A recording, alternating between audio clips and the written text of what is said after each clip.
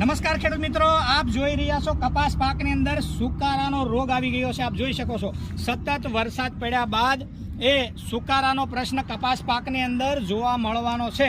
તો ખેડૂત મિત્રો, હવે સુકારો આવી ગયા બાદ એનું નિયંત્રણ કઈ રીતે કરશો? તો સૌથી પહેલા એ વરાપ થયા બાદ એક વખત પાલર પાણી ઉતારવું, એટલે કે છૂટું પિયત આપી દેવું.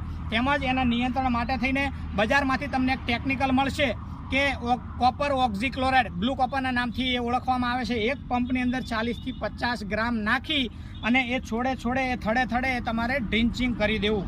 તેમજ જો ડ્રિન્ચિંગ ના કરવું હોય તો 1 વીઘાની અંદર 6 થી 7 કિલો એમોનિયમ સલ્ફેટ લઈ તેની સાથે કાર્બોડિઝમ અને મેન્કોઝેબનું એક ટેકનિકલ મળે છે મિક્સ, એ 150 ગ્રામ લઈ એ ખાતરની સાથે મિક્સ કરી ભેળવી અને છોડના થડે આપી દેવું જોઈએ.